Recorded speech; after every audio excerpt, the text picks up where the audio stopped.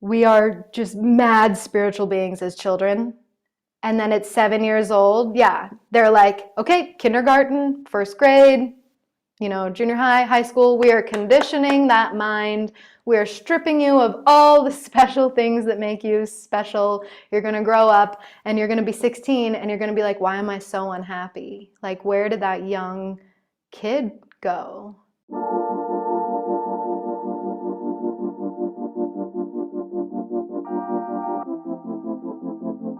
Welcome to Openly Spoken. I'm your host, Celia Antonio, growth mindset and mindfulness mentor who loves to lead with quantum self-love. In this podcast, you'll get to hear real and unfiltered stories covering topics around spirituality, womanhood, healing, love, relationships, and more. This podcast is for spiritual, ambitious women who want to live a life that they are in love with and who are looking for a more aligned way to do things, because the world loves to tell us women what we, quote, should be. So think of this podcast and my work as your guide to bring you back home to your truth and what makes you uniquely magical. Feel free to connect with me over on Instagram at selfexpressbabe, where I periodically share video content from the podcast and where my DMs are open for you to connect with me. I'm so grateful that you chose to listen in today, and I invite you now to set an intention, sit back, relax, and receive the transmission coming to you through Openly Spoken. Thank you for being here. Now let's dive in.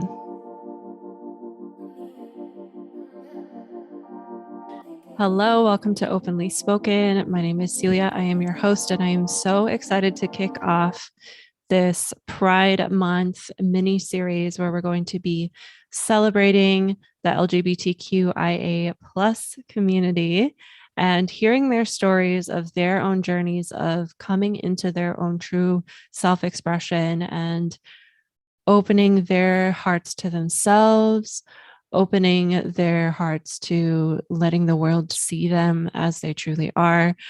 And I just finished up a call with Jane. We just sat down and chatted. Jane Lyon is our first guest for this month. And Jane is a healer and coach, and she's here to open the hearts of all people to the power of unconditional love. Jane is here as a guide for those of you on the spiritual path who seek deeper truth and more freedom. And you're going to hear in this conversation how her own spiritual awakening journey and her journey of opening up who she is and what her identity is and what her sexual expression is are very intertwined. So that's going to be I loved sitting and hearing that. It was very interesting. Loved this conversation. I literally just got off the phone, so it's still fresh. And yeah, her energy is just amazing. Thank you, Jane. Jane has a background in Vajrayana Buddhism to guide her, and she uses the tools of energy healing, meditation, and Akashic Records to support her community on their own sacred paths. You can hang out with Jane at our virtual yoga studio, Sunrise, heal your chakras with her in her group coaching program, Sanctuary, or even work with her one-on-one to be mentored on your own precious journey. And I have all of the links to find Jane in the show notes, along with her podcast, her Instagram, all that good stuff. So without further ado, I present to you Jane Lyon.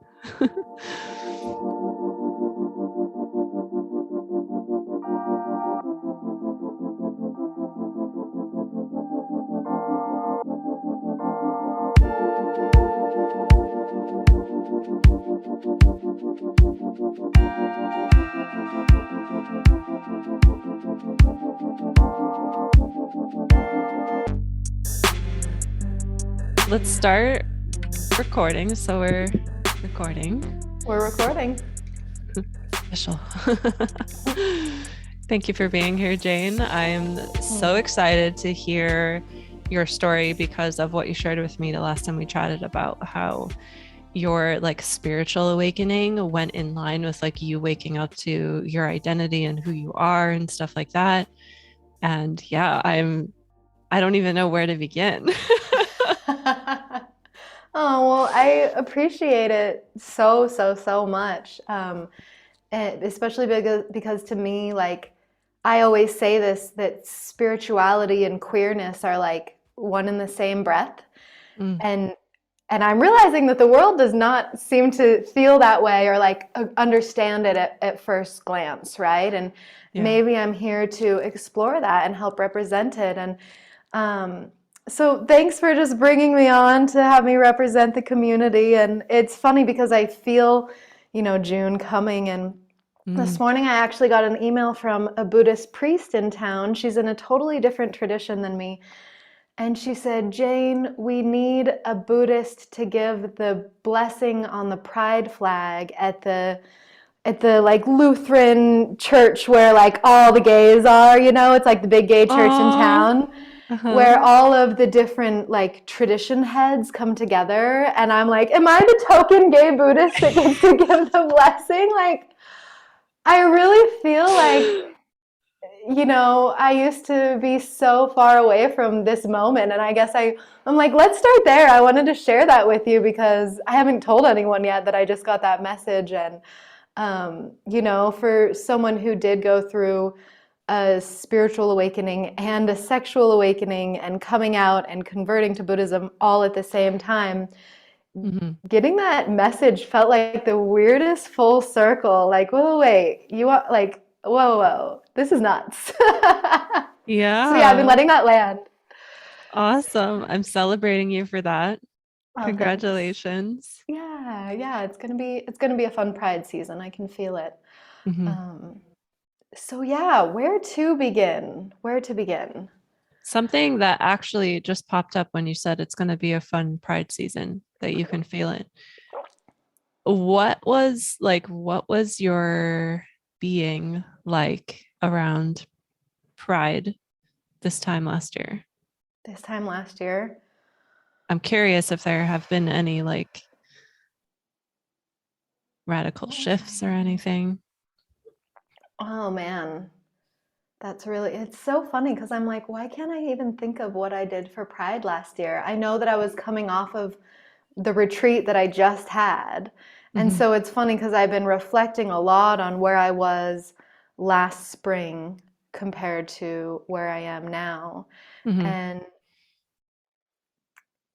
it's so interesting. I think last spring I was definitely someone who was really pushing to make things happen, really pushing to create, really just working super hard to get life going. Hmm. And this season, I'm sitting down and I'm realizing like it's going. And I think that I get to chill for a minute. And last year, it felt like, we didn't get to have Pride for like 2 years. Mm. And before that, I was out of the country, and it kind of felt like I've been missing it. And Pride here in Salt Lake City is huge. Tons of people fly in for it. It's definitely become a very capitalized event, which is fine. That's Um, awesome that Utah has that because, like, oh the yeah. whole, at least here in California, the like, what's the word? The stereotypes of Utah, like, I would not expect. Oh, I know. And I totally get that. And the counterculture is just as strong as the theocratic culture here. Mm, And so we have a huge Pride festival. Tons of people from LA fly out, tons of people like it's a big celebration, and we haven't really gotten to have it. Last year there was like, mm, oh, I'm remembering now. Oh my gosh. I'm like, why can't I remember Pride last year? Because it was this weird, like, you schedule what time you want to go and like you get to walk uh, through, and they were trying to keep people separated. And I was just like, no, screw this. Like, this isn't what I want. And last year, I feel like we were still working on coming together again. yeah. And the best part is that there's like three brand new gay bars in town that have appeared in the last year.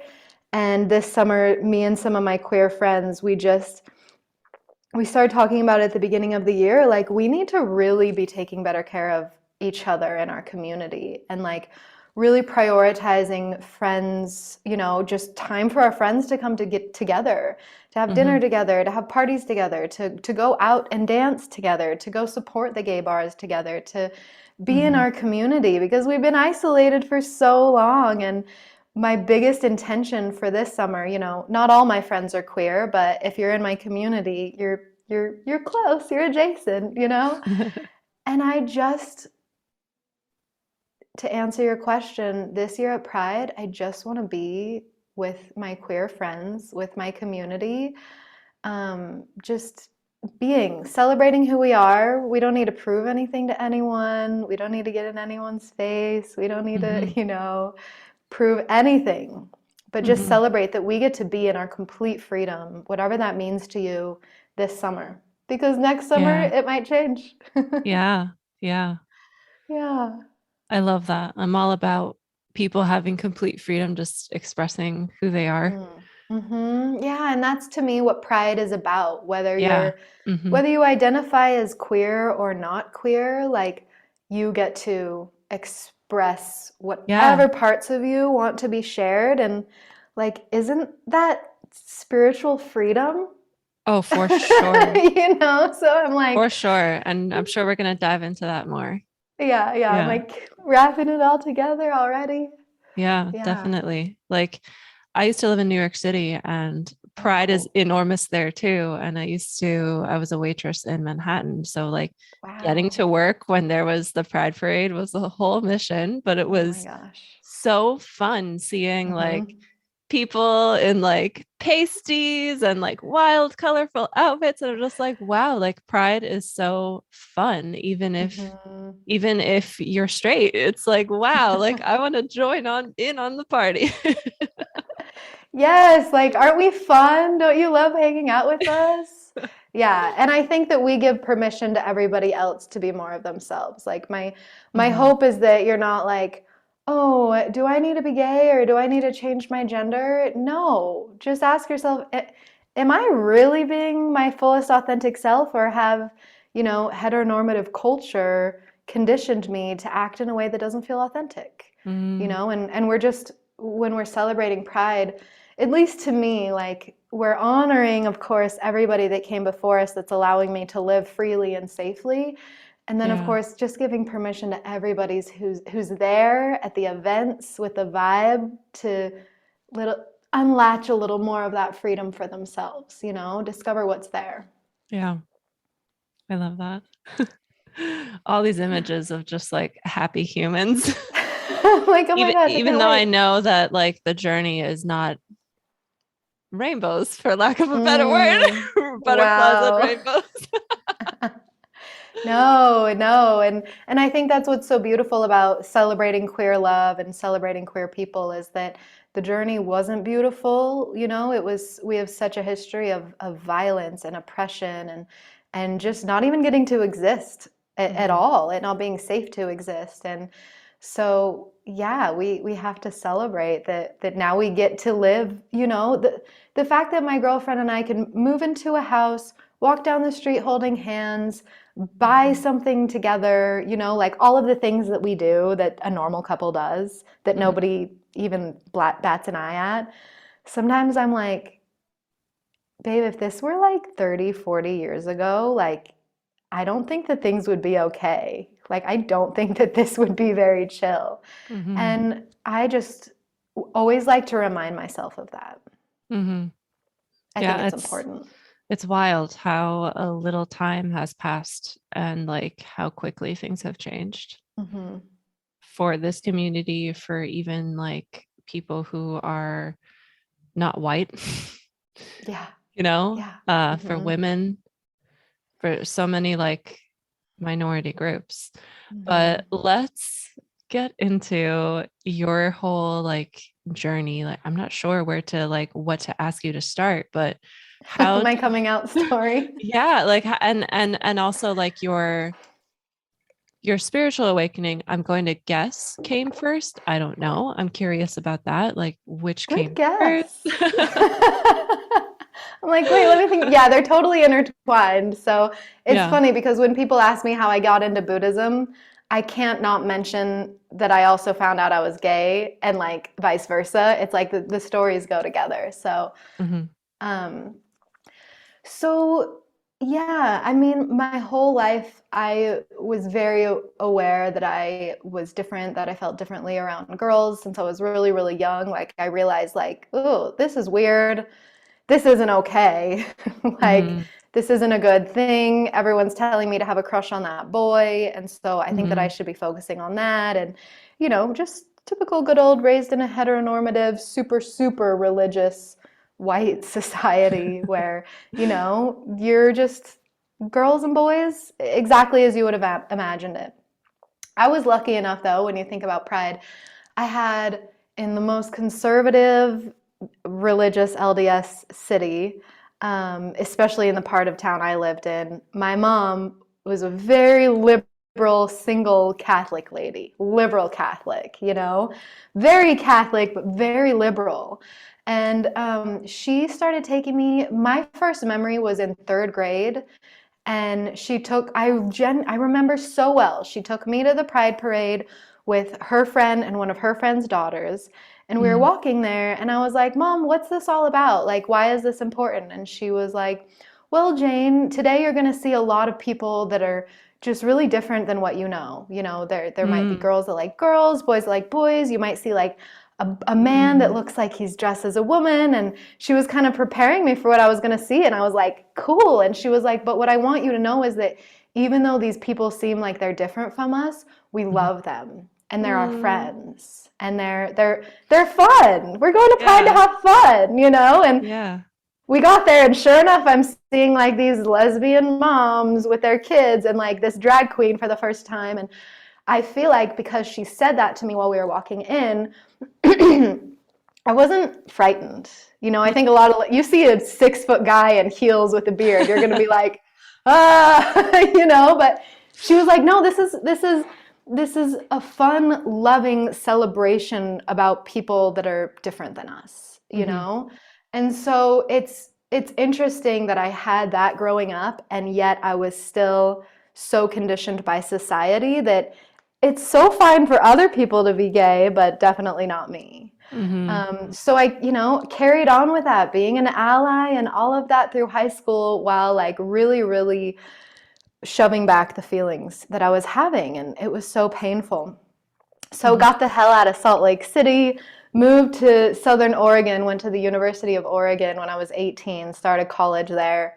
Mad culture shock in Southern Oregon, if you can imagine. And I had a really, really good time, but I had a boyfriend and I was trying so hard to make it work. And Was this while every your like first relationship?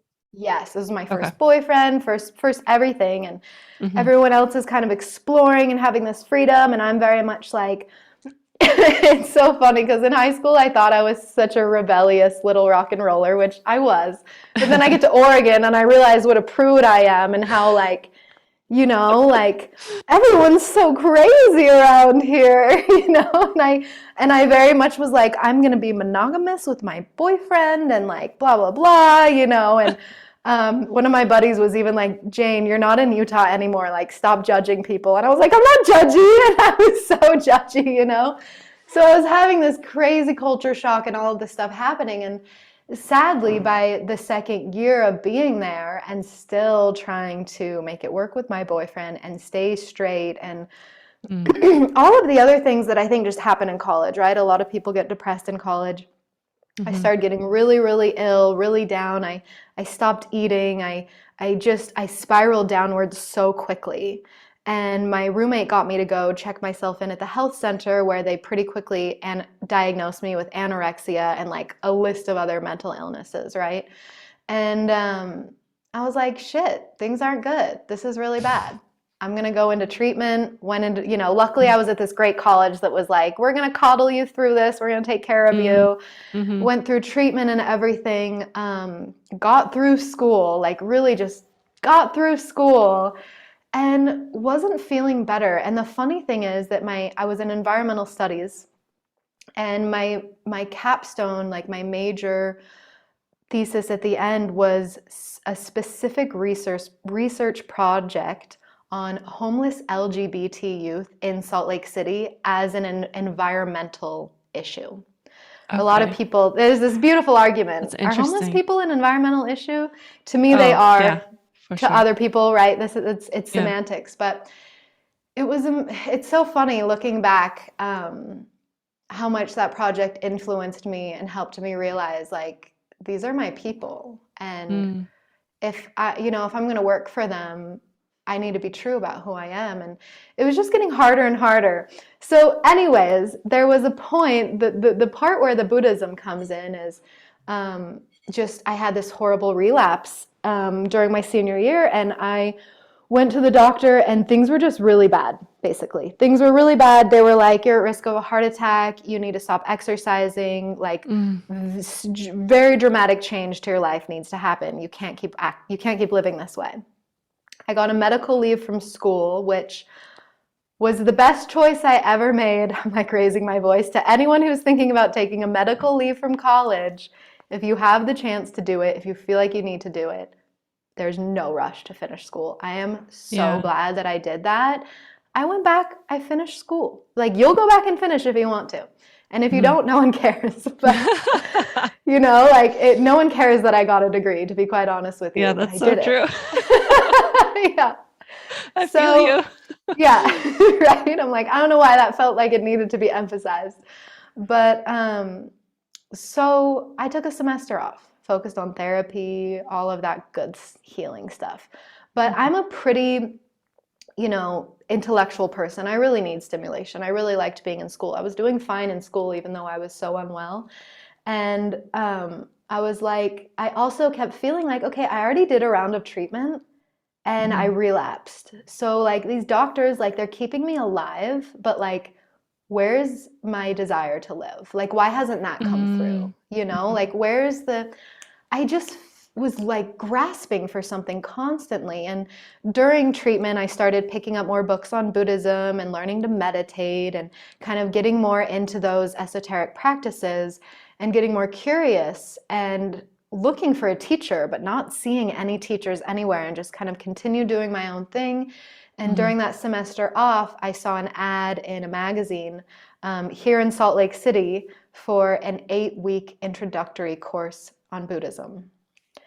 And it was just like, oh, I can still see it so clearly in my head the moment that I saw that. And it was like, this is what I'm doing. This is what I'm doing with my semester. It's your teacher you've been asking for. Yeah, exactly. Yeah, like this is it. So I signed up, and I've literally never been more excited to do anything in my life. And I walked into that place for the first class, and I learned that I don't have any self-compassion, and I learned that that was going to be something I had to work on. And I continued to go week after week after week after week, and about 9 months later, I converted completely. And so I was one of the youngest. Today, thank God I'm not the youngest anymore, but I was the youngest convert for a really long time. I was 21. And the funny thing about converting to Buddhism, and I tell this to everybody, after you do something like that, everything in your life recalibrates and reorganizes. And again, I'm still with the same boyfriend. This is 4 years. All through this. Oh, yeah. Wow. Okay. Through all of this, I am still trying hard to make it work. Yeah. And it's funny because I invited him to come to my ceremony, and he was just like, this is all getting a bit much. Like, why do you have to convert? All of that. And I remember thinking like, this isn't going to last much longer. Like, I knew that when I decided to put on those robes and take those vows, that everything was going to change in a way that I could not imagine. Yeah. I knew that I was doing something very drastic.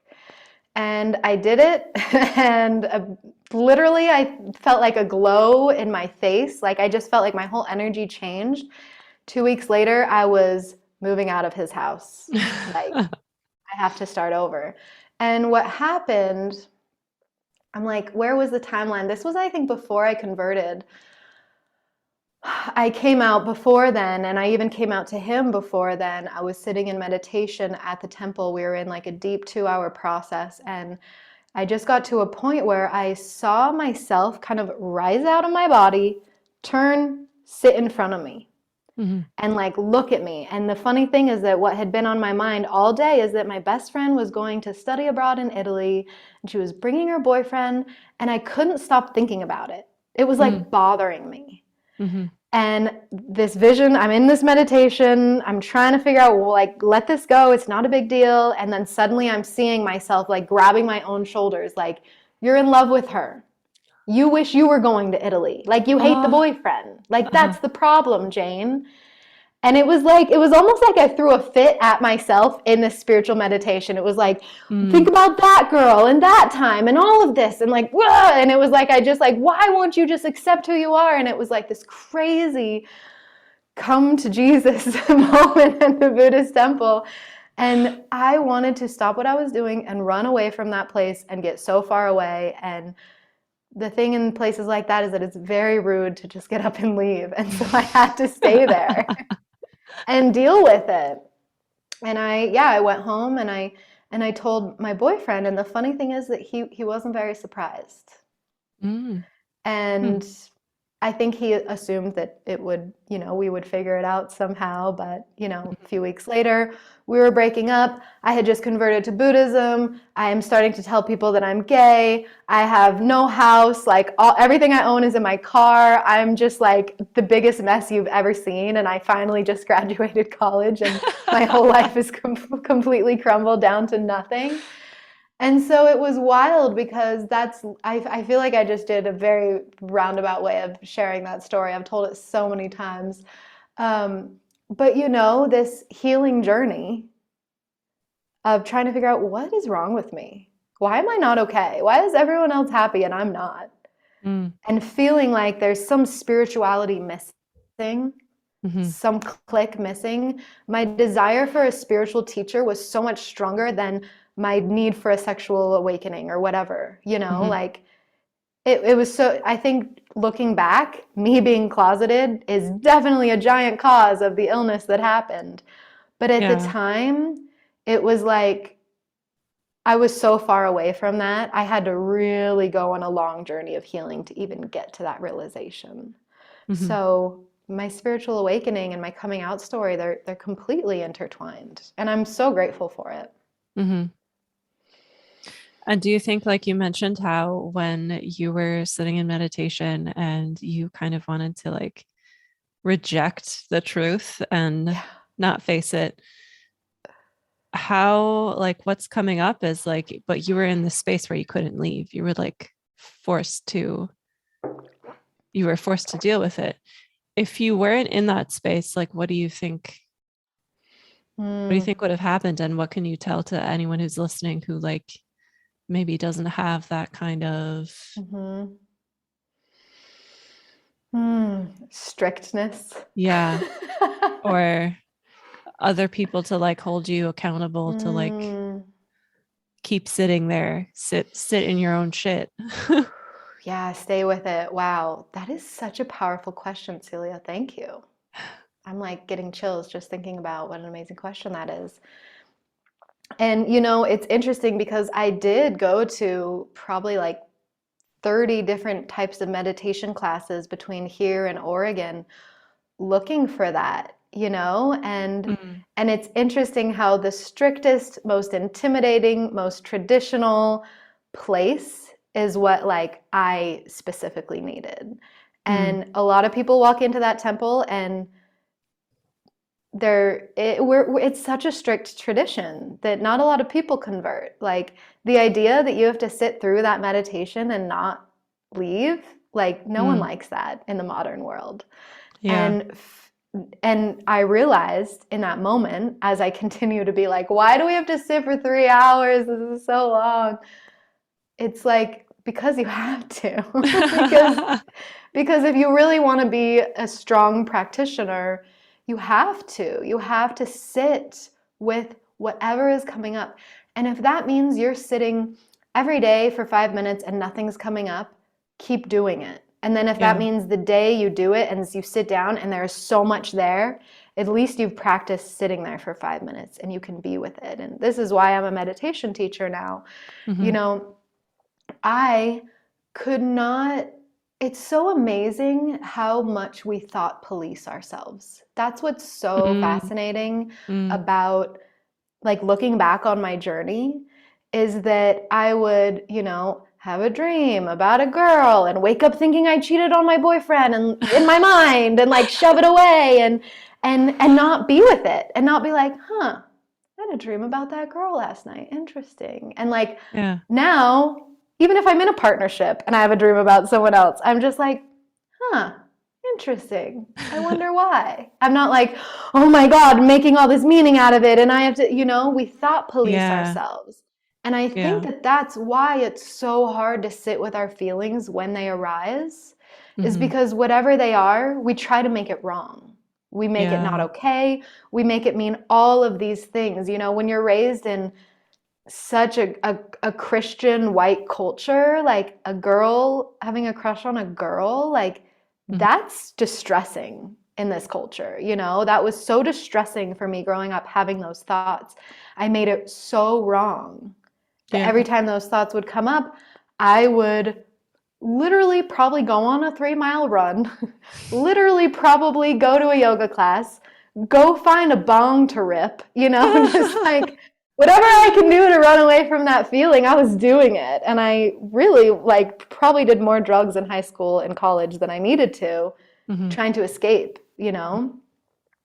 And so learning to be with it. And I'm not telling you that next time you have some uncomfortable feelings arise, you go sit in meditation, or that when you're in meditation and if uncomfortable feelings arise, you have to like stay there with it. Mm. What I would love to invite anyone listening to do is when uncomfortable feelings arise, instead of spinning out and making stories and meaning about it, ask yourself, what is this feeling like needing from me Mm. in my body? You Yeah. know, maybe you're sitting in meditation and this feeling's coming in your body and it's like, oh, I think I need to move. I think I need to like stand up and like, Hmm. let that happen. Don't be too rigid. I'm not here to tell everyone to be as rigid as I am. I needed serious strictness and I do to this day. Yeah. But not everybody needs that. Not everybody thrives that way. Hmm. And, I think a lot of times if we're feeling sad or name any negative emotion, we're going to make a meaning out of it. We're going to make it right or we're going to make it wrong. And then we're going to do something to cope with it. And Yeah. I'm here to say cope in whatever way you need to. I am not here to shame anyone's coping mechanisms, but notice what you're hoping it's going to bring you and Mm. see how you can just like put your hand on your heart and give that to yourself. Yeah. Maybe I want to lay down. Maybe I need to go for a walk. Can we allow it? And the last thing I'll say on this is that I have really mastered. There was a time in my life where if I was triggered, I would fall apart, I would get in bed, I would blow off the whole day, Mm. right? That was me at a very low point. I've gone to a point in my journey where I have mastered the idea that, okay, I've got 10 minutes before I got to teach this class or jump on this call. I'm going to give myself 10 minutes to feel the hell out of these feelings. Mm. Just let it all come through and trust that if I just allow it to come through, cry, scream, whatever the energy wants to be moved, right? Let go of the Hmm. story, move the energy. Usually by the end of those 10 minutes, I'm like, okay, let's go. We're Yeah. back. Yeah. And what we do is that we say, "Oh no, I have this class, I have to do this call, I have this interview today. I can't fall apart. I have to keep it together. I have to keep it Mm. together. I can't fall apart until the end of the day," when you're just Hmm. totally numbed out. Hmm. But literally, I'll be like, "Okay, Jen, you got about an hour. You want to give yourself like 30 minutes to like get in bed and feel this or whatever and then like start getting ready to snap out of it." Hmm. It's just such a gentler way to care for myself day to day. Yeah. I love that. It's like you're being your own mother and you're nurturing yourself, Yes. giving yourself what you need. And it's so interesting that like we as humans, when we have something where we're like, oh, I can't feel that, I can't fall apart, I have to keep it together. We're making this like discomfort and this contraction last longer than it needs to. Mhm. And in this movement of like I can't fall apart, like we are falling apart. Yeah, right? Yeah, Like that's exactly what we're doing. exactly. Yeah. It's like really silly if you like think about it. Hmm. But Keeping all the energy in. yeah, Hmm. yeah. And it's really such a everything that you mentioned is so simple, yet we don't do it because we're afraid or we're conditioned or because it's really like it's not hard to just pay attention and not judge what comes up. Mhm. That's what compassion is. Mm. And yet And it's easy, but it's hard. It's also the hardest thing in the world. Yeah. It takes so much practice. And, the thing that sometimes I would get frustrated with in my journey is that as a teacher, I'd have people say, like, oh, well, yeah, I've been meditating every day, but like, what's the tip to get better? Or like, what's the fix for more? Like, what's the app that I should use? Or, like, then I stopped meditating because it wasn't really doing much for me. And I'm just like, you're coming to me to ask me these questions. And what you don't see is the hours and hours and hours that I have spent sitting on my cushion in that temple, stiff as a rod, not going anywhere. Like, you didn't see me in Nepal for days on end, alone in my retreat cell, chanting mantras, feeling waves of discomfort move through my body. Like, I'm lucky enough that I've gotten to have all of these opportunities, but it's been such hard work. It's been so much practicing to get to this point. And some days I look back on the 10 years I've had of this rigorous practice and I'm like, whoa, I can tell you the story and see how far I've come, but really, like, damn, I still fall apart. I still have really hard days. I still get angry. I still doubt my teachers. I still am like, 2 hours are up. When are we going to be done, man? Like, I don't want to sit here anymore. Like, I'm still me. Yeah. And so, God, if there's anything I can just, like, it takes work. You have to make the choice every single day that you want to change these aspects of yourself and stay on top of it, or else it will just be an autopilot and you will just continue with these cycles. Yeah. And then you end up living a life that's not actually true to you. Yeah. That's heartbreaking. Oh, I know. That's why we're here, right? Yeah, that's exactly why we're here. I got chills when you were mentioning that you were in Nepal, and were you in a cell by yourself chanting mantras for hours? No, I just made that up. No, Oh, yeah, no, that was true. That's true. for how long? So my first trip to Nepal, I spent 7 days in the monastery by myself. I was delivered food. And Okay. then each afternoon, evening-ish, my teacher's attendant, who's one of my teachers, he's like my Nepali Tibetan uncle. He would always, and it's funny because I wanted to stay in my room, and he'd always come in and be like, Jamie, let's go. And he would take me to the sacred sites to make offerings and to.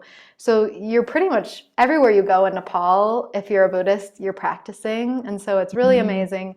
So that was my first time there, sitting with the nuns at 5 a.m., trying to keep up with their chanting, Wow, that which sounds was amazing. it is wild, and then I went back before the pandemic with my whole Sangha, 25 of us, white Westerners, flooding into Nepal to be at the monastery, to be with our teachers. And that was even more challenging because I was with 25 of my brothers and sisters dealing with all of them. I was like, Yeah.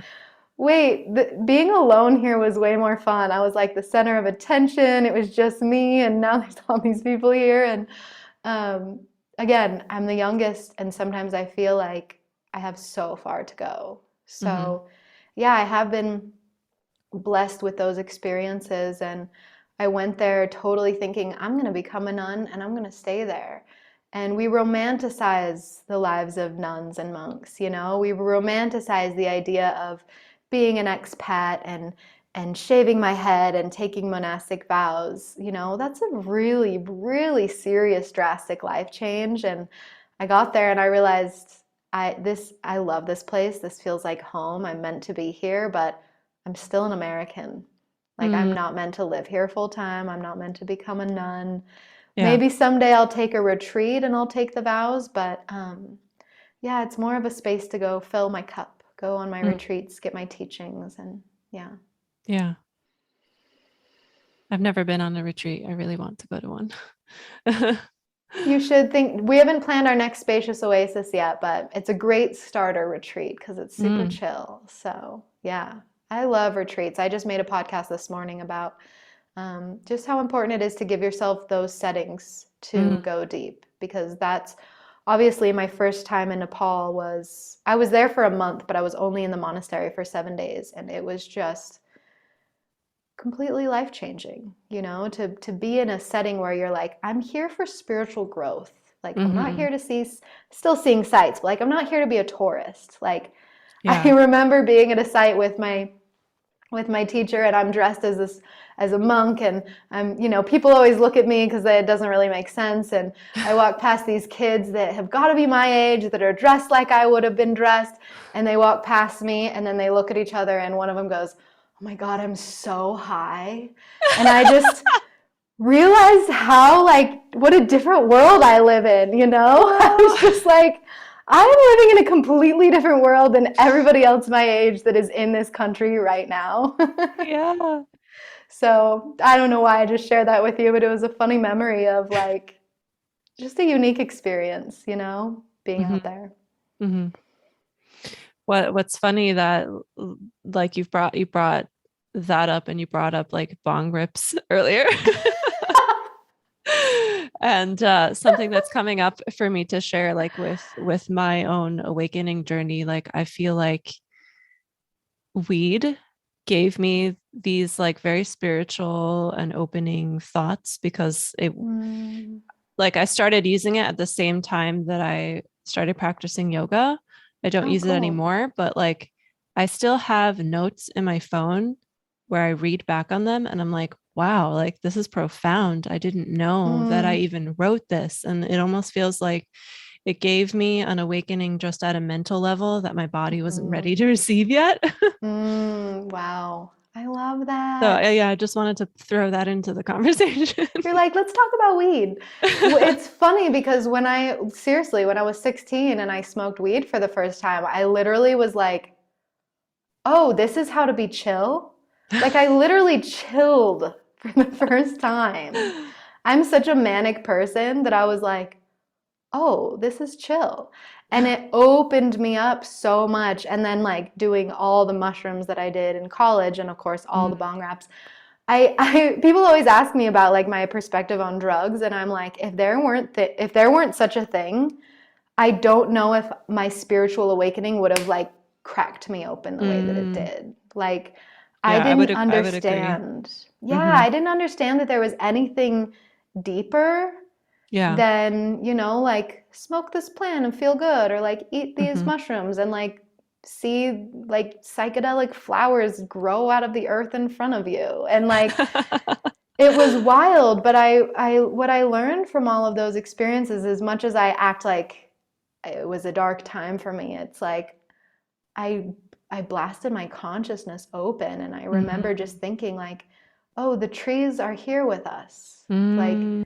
the people are here with the land, and like in Oregon, everyone's always running. And I remember being on mushrooms one time and just seeing someone running through the park and being like, you're missing everything. Like, the plants are waving at you and you're not waving back. It's so rude. And it brought me that like childlike curiosity about the world that I really believe we are just mad spiritual beings as children. Oh, And then for at seven sure. years old, Yeah. yeah, they're like, okay, kindergarten, first grade, junior high, high school, we are conditioning that mind. We are stripping you of all the special things that make Hmm. you special. You're going to grow up and you're going to be 16 and you're going to be like, why am I so unhappy? Like, where Mm. did that young kid go? Yeah. And so I'm always going to be so grateful to psychedelics, because I don't know how we're supposed to keep that child within us in the society that we live in. But if we can use that plant in such a reverential, respectful, intentional way Intentional. to Hmm. be playful, to let go a little bit, to feel that deep connection with the earth again, I'm like, go do it. Mm. Yeah. And maybe you'll be like me, you'll be like, I did it enough, we're good. Yeah. I do Yeah. that naturally now, maybe a little microdose here and there. Yeah. But yeah, so I'm like, go do all the experimenting and exploring. Again, queer, spirituality, freedom. Do whatever you Mhm. want. Mhm. I want to bring up something too that I kind of like put a pin in that Hmm. you even mentioned it now with like your we're spiritual as kids and then we go to school and like society molds us. And then you mentioned how when you were in Nepal, it was like completely different going for spiritual growth by yourself versus with other people. And I think that can Mm. very much relate to this whole identity of being like, am I queer? Yeah, I'm queer with myself, but can I show this to the world? Like it's like Mm. these two different, like there's a coming out to yourself, I bet, Yeah. and then to the world, Mm. little by little, like first to like the people you trust, and then eventually you're like, Yeah. Yeah. And I think the coming out to the world part was to me the scariest. Mhm. The people that are in my life, like they just no one cared. Like they just want me to be happy. Yeah. And I was such a femme my whole life that people were just mostly like very surprised because like, how can a girl who wears that much lipstick be gay? And it's like, isn't that where we got the term lipstick lesbian? I don't know. But I've coming never out heard to that the before. No? No.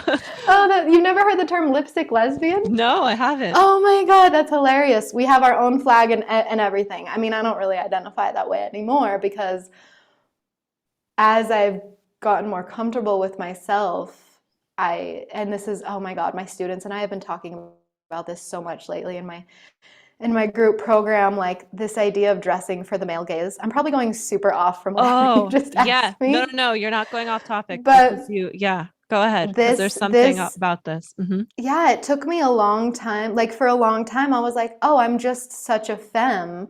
I'm a Hmm. lipstick les, like, and then I realized, and then of course I'm going out and guys are always hitting on me, and I'm like, that's not what I'm going for. And I'm trying to tell people that I'm gay now, and like, nobody's believing me, which is the weirdest Mm. part. Like, my closest friends are obviously like, do your thing, Jane, we love you.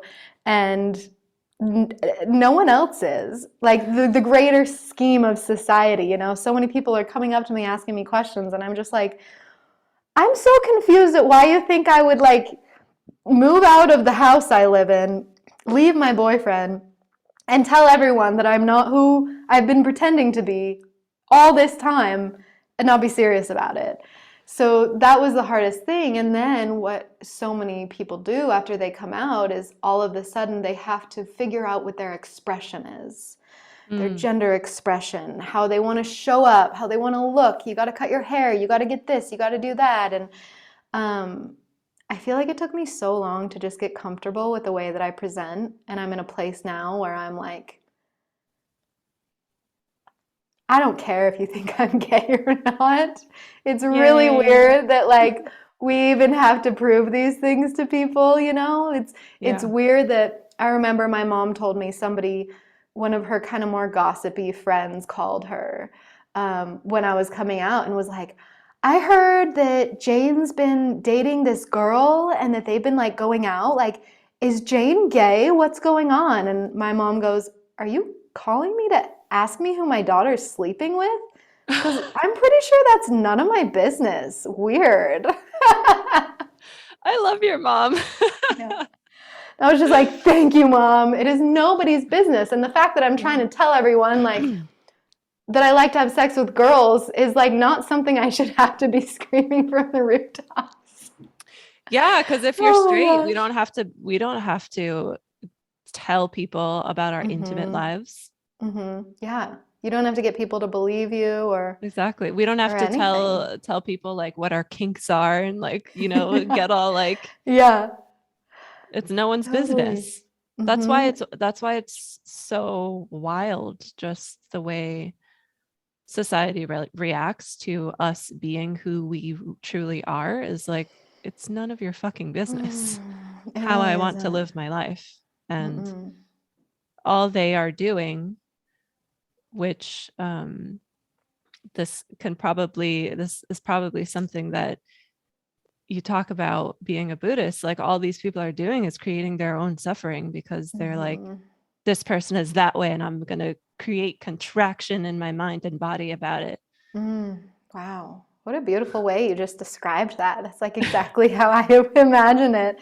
And you're right. Like the first truth of Buddhism, the first noble truth that the Buddha shared is that life is suffering. We are going to suffer. We are absolutely going to suffer. We are going to create so much of our own suffering.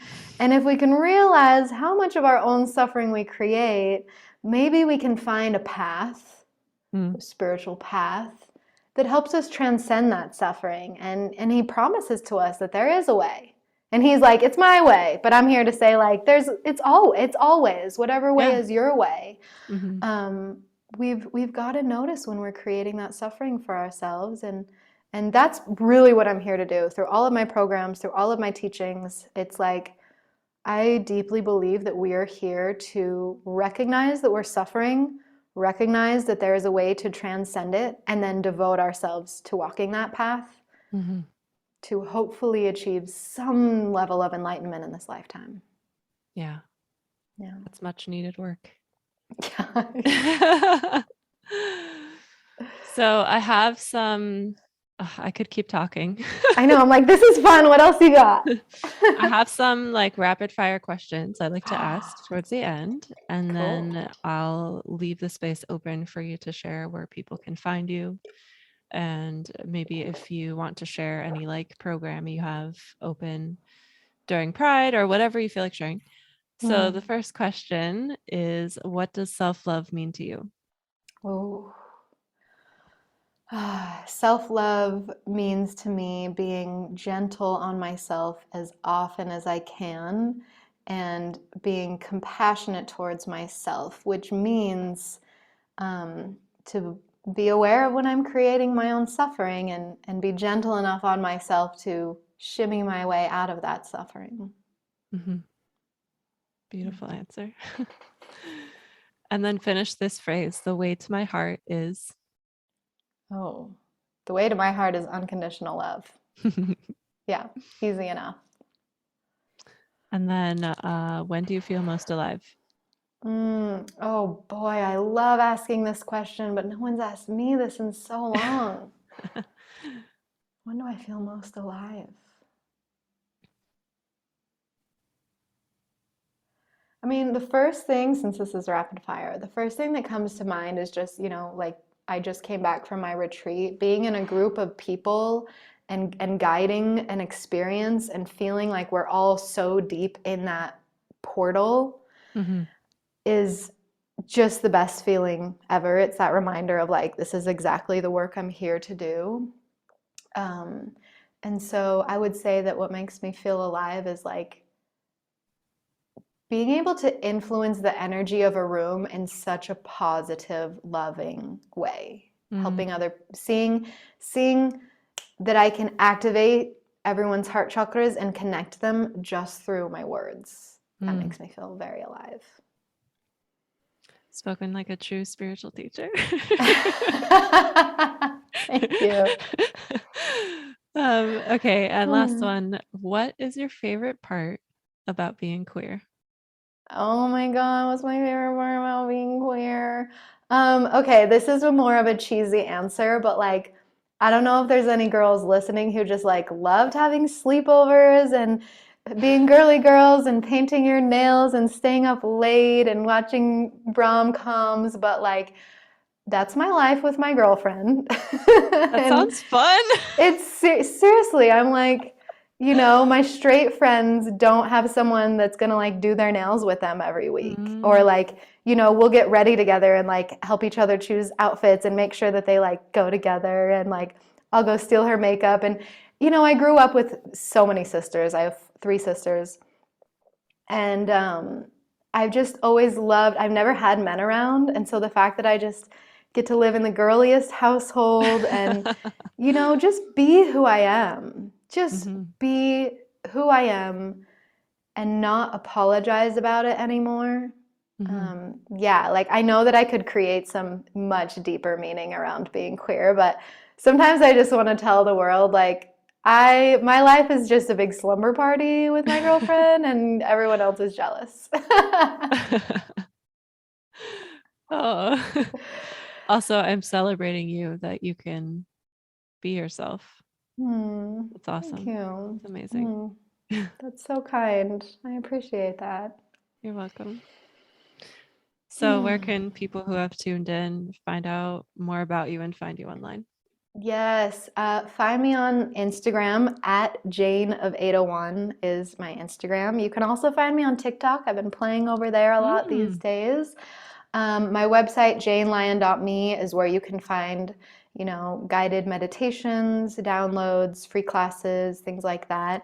I do have a virtual yoga and meditation studio that's just basically a membership that gets you on-demand access to me, classes, new classes every week, at least two. Um, and then I do have this amazing program called Sanctuary.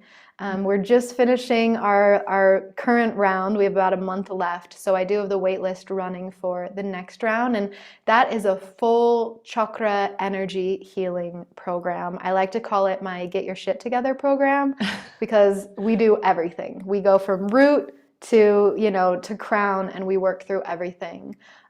So that's just an amazing program. And then I have one-on-one spot left, actually. I was just letting my people know this morning. I've got one opening for one-on-ones this summer. If anyone's listening and for some reason they're like, I need more Jane, come work with me. But yeah, I'm always playing on my Instagram. If you live in Salt Lake City, I love hosting live events. Obviously, I host my retreat, Spacious Oasis, once a year. So yeah, find me on Instagram. Come say hi. I'd love to chat with you. Awesome. Thanks again for being here. Yeah. Oh, you're frozen. Oh, Celia, thank you. I just want to really. Oh no, am I frozen? Can you hear me? Yeah, I can hear you. Oh, good. Okay. I just wanted to thank you for inviting me onto the show to represent my community, Oh, honestly. you're When I welcome. see a true ally, I just like to let people know that they're being one. Yeah. And I think just the way you invited me on here to just represent and celebrate Pride Month, like it just means so much to me, and for our community to be seen and honored, it's just again the work of a true ally. So thank you, Celia.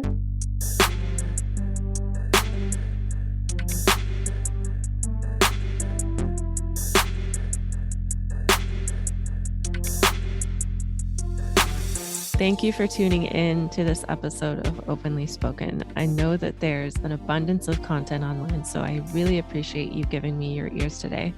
If this episode shifted something for you, please share this with a friend and/or write us a podcast review if you're listening to this on iTunes so that more people can find this. If anything shifted for you from this episode that you want to have a conversation about, I would love to hear from you. Just send me a DM over on Instagram at selfexpressbabe, and that is in the show notes. Thanks again for tuning in, and I'll see you next time.